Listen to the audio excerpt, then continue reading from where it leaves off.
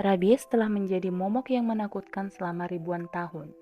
Orang-orang berkali-kali menggambarkan ketakutan mereka dalam gambar dan ukiran anjing yang mengancam.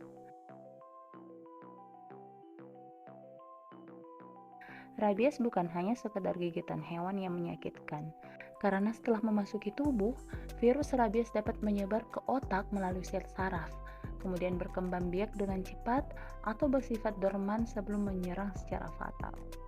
Jadi, bagaimana peralihan dari gigitan anjing sampai menimbulkan penyakit pada manusia dan bahkan kematian?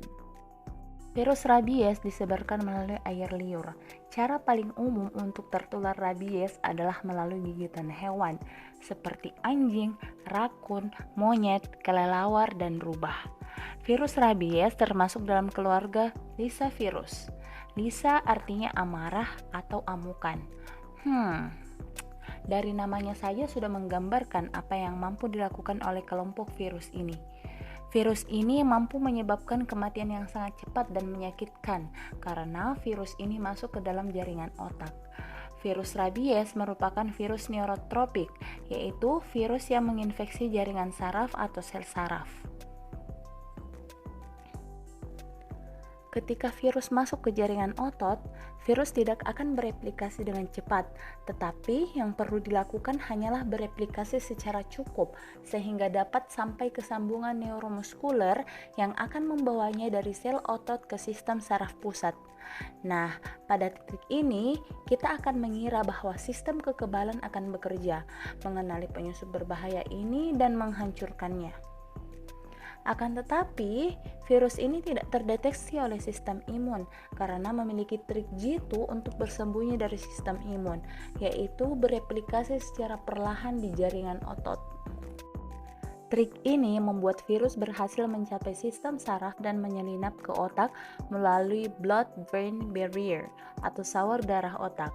Di balik perisai ini, virus rabies dapat berkembang biak sambil tetap dapat bersembunyi dari sistem kekebalan tubuh kita, karena sawar darah otak berfungsi untuk melindungi otak dari bermacam-macam toksin oksigen, namun terkadang juga menghalau sel imun.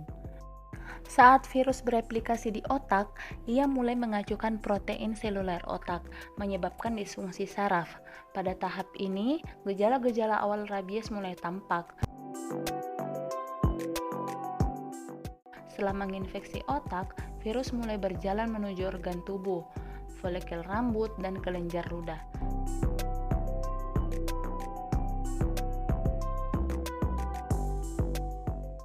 Anjing dan kucing peliharaan tidak butuh vaksin rabies? Faktanya, hewan peliharaan yang hidup di lingkungan pedesaan dapat melarikan diri dan kemungkinan tergigit oleh hewan liar yang terinfeksi virus rabies. Sehingga menurut Center of Disease Control and Prevention, semua anjing, kucing, dan musang harus mendapatkan vaksinasi rabies secara rutin. Bahkan saat ini, hewan yang sering melakukan kontak langsung dengan manusia, misalnya di kebun binatang, pameran, ataupun fasilitas publik lainnya, dan hewan-hewan yang melakukan perjalanan antar negara, wajib mendapatkan vaksinasi rabies.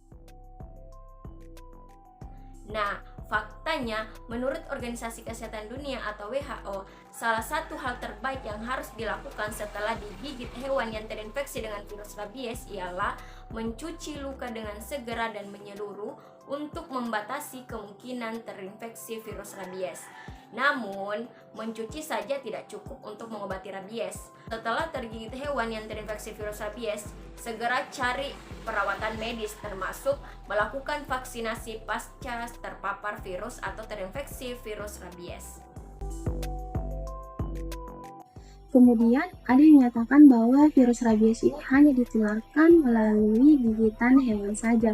Namun faktanya ada beberapa metode penularan dari atau beberapa cara penularan dari virus rabies itu sendiri, yaitu bisa melalui garukan dari hewan atau bisa melalui air liur dari hewan yang telah terkontaminasi masuk ke dalam kulit manusia yang terbuka atau luka.